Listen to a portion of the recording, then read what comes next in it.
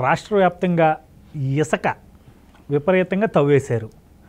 దీనికి సంబంధించి ఒక అతను స్వచ్ఛందంగా నాగేంద్ర కుమార్ ఒక అతను కేసు వేసాడు హైకోర్టులో.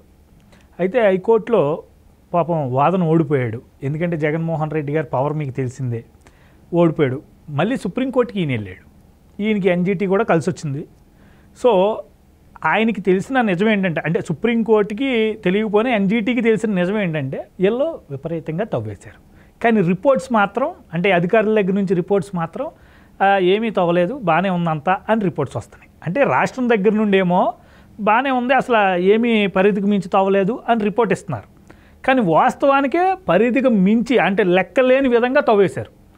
ఇప్పుడు 100 రేవులు ఉండాల్సిన దుక్కున 300 రేవులు పెట్టేసి యథేచ్ఛగా ఈరోజు రాష్ట్ర ఖనిజాన్ని పీల్చి పిప్పి చేసేసారు. అంటే కొన్ని దుక్కులన ఖచ్చితంగా ఇసుక ఉండాలి, అది ప్రకృతికి చాలా అవసరం.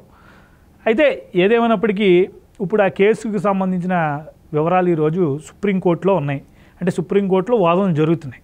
అయితే ఇంకా జగన్మోహన్ రెడ్డి తన అనుయాయులు ఉన్నారు కదా, చీఫ్ సెక్రటరీ గారు కానీ డిఎస్పీ గారు కానీ, వీళ్ళందరూ ఇప్పుడు వీళ్ళ డ్యూటీ ఏంటంటే ఈ అధికారులను ఒప్పించి మళ్ళీ ఫేక్ రిపోర్ట్ ఇవ్వాలి.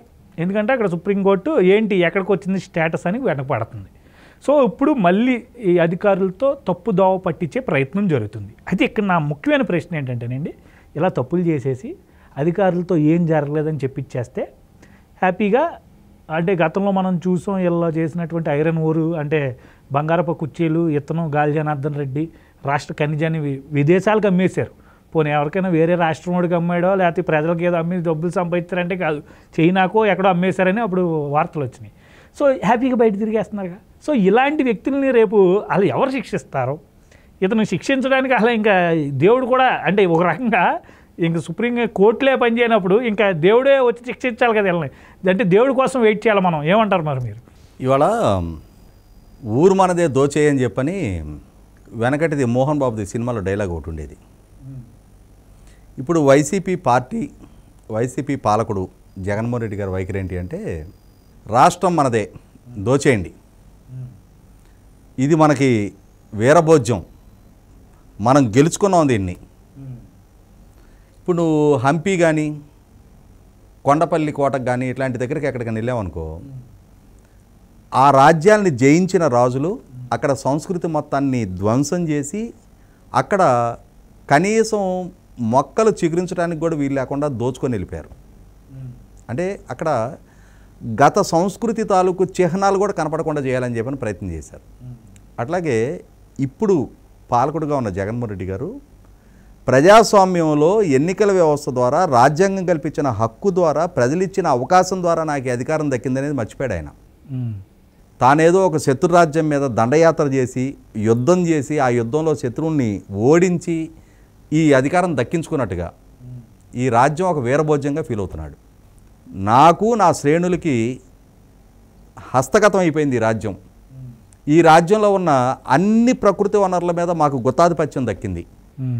ప్రజలు లైసెన్స్ ఇచ్చేసారు. ఇక ప్రజలనే కోణమే గుర్తులేదు ఇక ఆయనకి. నేను, నా శాసనసభ్యులు, నా శ్రేణులు మా ఇష్టారీతిన లూటీ చేసుకోవడానికి కావాల్సిన లైసెన్స్ మాకు దక్కింది, మేము గెలుచుకున్నాం దీన్ని. ఇక ఇక్కడ మమ్మల్ని ప్రశ్నించేవాళ్ళు కానీ, మా వైపు వేలెత్తి చూపే ధైర్యం కానీ, సాహసానికి కానీ ఎవరు ఒడిగట్టడానికి వీల్లేదనే వైఖరికి దిగిపోయాడు ఆయన.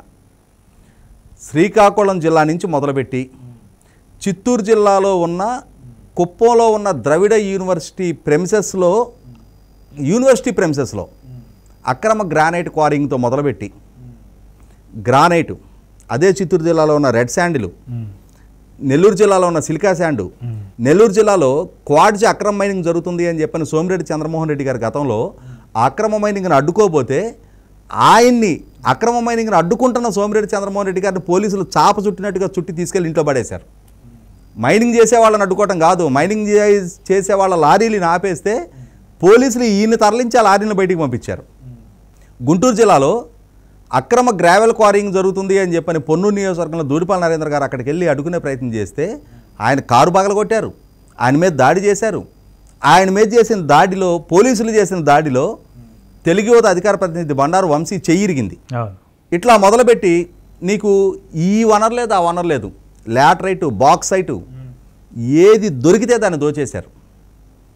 లక్షల కోట్ల రూపాయల ప్రకృతి వనరుల్ని అడ్డగోలుగా దోచుకున్నారు. ఈ దోచుకుంటున్న నేపథ్యంలోనే చంద్రబాబు నాయుడు గారి ప్రభుత్వం ప్రకృతి వనరైన ఇసుకని ఉచితంగా అందించే పాలసీ ఆ రోజున. ఎవరికి అవసరం ఉంటే వాళ్ళు లోడింగ్ ఛార్జెస్ మాత్రం పే చేసి వాళ్ళ అవసరం రీచే ఇసుక తీసుకెళ్ళవచ్చు. ఇసుకకి ప్రభుత్వానికి రాయల్టీ కట్టవసరలా.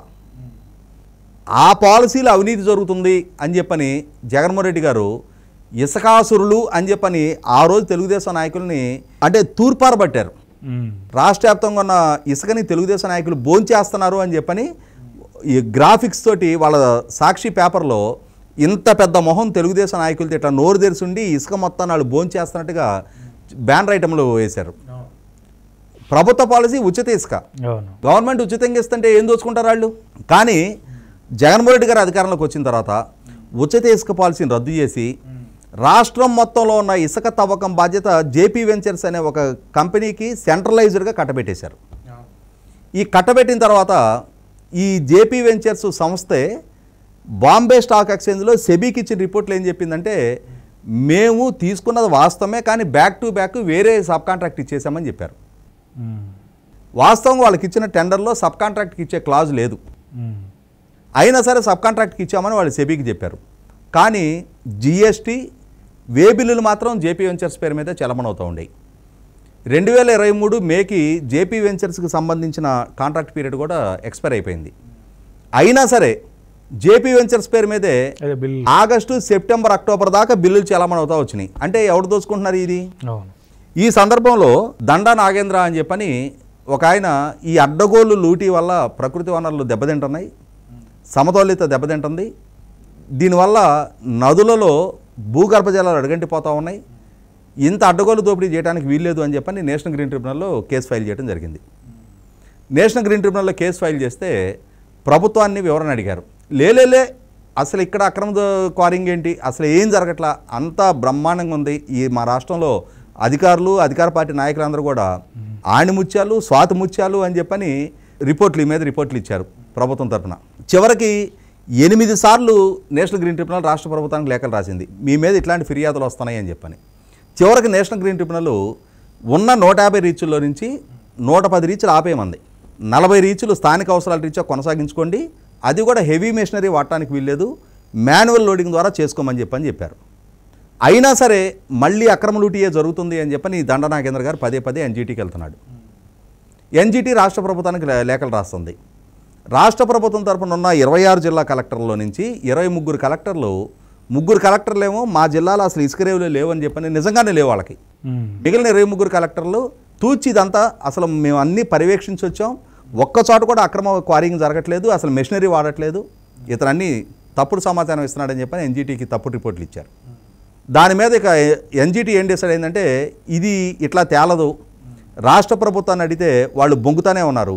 పైగా 23 కలెక్టర్లు ఇచ్చిన రిపోర్టు ఒకే ఫార్మాట్లో ఒకే లైన్ రాస్తుంది, ఒక్క అక్షరం ఒక ఫుల్ స్టాప్ కూడా తేడా లేకుండా. అంటే ఒక దగ్గర రెడీ చేసి దాన్ని 23 కలెక్టర్లకు పంపించారు, ఇదే పంపండి అని చెప్పని. ఎక్కడి నుంచి వెళ్ళి ఉంటుంది? సీఎంఓ నుంచి వెళ్ళి ఉంటుంది. రిపోర్ట్స్ కూడా వీళ్ళే రెడీ చేసి కలెక్టర్లతో పంపించారు. ఇది చూసిన తర్వాత ఎన్జీటీకి అర్థమైంది ఇక్కడేదో మొత్తం భాగవతం నడుస్తుంది అని చెప్పని ఎన్జీటీ ఏం చేసింది, ministry for central environment and forest ఆ అధికారుల్ని మీరు రాష్ట్ర ప్రభుత్వానికి సమాచారం ఇవ్వద్దు, మీరు రాష్ట్రం మొత్తం పర్యటన చేసిరండి, అసలు ఏం జరుగుతుందో మీరు పర్సనల్గా నిర్ధారణ చేసుకొని రమ్మని చెప్పని పంపించారు. వాళ్ళు వచ్చి గోదావరి, కృష్ణ, పెన్న, వంశధార, నాగావళి ఇట్లా రాష్ట్రంలో ఉన్న ప్రధాన ఇసుక వనరులున్న చిత్రావతి ఇట్లా అన్ని నదుల్ని వాళ్ళు వెరిఫై చేసుకొని వెళ్ళి ఎన్జీటీకి ఒక రిపోర్ట్ ఇచ్చారు. ఆ రిపోర్ట్ ఏంటయ్యా అంటే, అయ్యా మీరు 150 రీచులు ఉన్నాయి, అందులో 110 ఆపమన్నారు, 40 నడవాలన్నారు, కానీ ఇవాళ 500 రీచులు నడుస్తున్నాయి. ఇక్కడ ఒక్కొక్క రీచ్లో రోజుకి 1500 నుంచి 2000 టన్నుల ఇసుక తవ్వకం జరుగుతుంది. అక్కడ ఒక్కొక్క రీచ్లో 1.5 to 2 టన్ కెపాసిటీ ఉన్న బకెట్స్, ప్రొక్లైనర్లు, అంత కెపాసిటీ మెషినరీ తోటి లోడింగ్ చేస్తున్నారు అని చెప్పని ఎన్జీటీకి రిపోర్ట్ ఇచ్చారు. అసలు మెషినరీతో లోడ్ చేయొద్దని కొన్ని ఏరియాల్లో రూల్ కూడా ఉన్నట్టుంది. అంటే 40 రీచ్లే కొనసాగించుకోండి, మెషినరీ వాడొద్దని చెప్పని ఎన్జీటీ ఇచ్చినా ఎన్జీటీకి ఏమో అసలు ఇక్కడ మైనింగే జరగట్లేదని చెప్పని చెబుతూ మీ ఆదేశాలే అమలుపరుస్తున్నామండి, అమ్మతోడు మా గాడ్ ప్రామిస్ మదర్ ప్రామిస్ అని చెప్పని చెప్తా వాస్తవంగా జరుగుతున్నది 500 రీచ్ల క్వారింగ్ జరుగుతుందని చెప్పని ministry for central environment and forest వాళ్ళేమి చంద్రబాబు నాయుడు గారి చుట్టాలో, పవన్ కళ్యాణ్ గారి చుట్టాలో, లేకపోతే పురంధరేశ్వర గారి చుట్టాలో కాదు, కేంద్ర ప్రభుత్వ మంత్రిత్వ శాఖకి సంబంధించిన అధికారులు, కేంద్ర పర్యావరణ అటవీ మంత్రిత్వ శాఖ అధికారులు రాష్ట్రానికి వచ్చి వాళ్ళు వ్యక్తిగతంగా పరిశీలించి నిర్ధారణ చేసుకున్న అసలు సమాచారాన్ని ఫోటోలతో సహా అక్కడ ఆ జియోగ్రాఫికల్ డేటాతో సహా గూగుల్ మ్యాపులతో సహా వాళ్ళు ఎన్జీటీకి సబ్మిట్ చేశారు. ఇక్కడ ఏం జరిగింది, ఈలోగా ఈ దండా నాగేంద్ర గారు ఈ జేపీ వెంచర్స్ మీద ఈ హైకోర్టు నుంచి స్టే తీసుకున్న తర్వాత సుప్రీంకోర్టుకి వెళ్ళింది జేపీ వెంచర్స్. సుప్రీంకోర్టులో స్టే దక్కింది జేపీ వెంచర్స్కి. దాంతో ఎన్జీటీ ఏం చేసిందంటే ఎటు కేసు సుప్రీంకోర్టుకు వచ్చింది కదా అని చెప్పని తమ దగ్గరకు వచ్చిన ఈ అధికారిక సమాచారాన్ని సుప్రీంకోర్టుకి షేర్ చేసింది. దండా నాగేంద్ర కూడా సుప్రీంకోర్టులో తను ప్రొసీడ్ అయ్యాడు. ఇట్లా అకృత్యాలు జరుగుతూ ఉన్నాయి, అడ్డగోలు దోపిడీకి పాల్పడతా ఉన్నారు అని చెప్పని రాష్ట్ర ప్రభుత్వం తరఫున సేమ్ ఇదే మళ్ళీ ఇదే వంత పడతాం, God promise sir, mother promise sir, మేము అసలు ఏం చేయట్లేదు సార్, మా అంతా బ్రహ్మాండంగా ఉంది సార్, ఇతను అన్ని తప్పుడు సమాచారం ఇస్తున్నాడు సార్ అని చెప్పని మళ్ళీ మభ్యపెట్టే ప్రయత్నం చేశారు.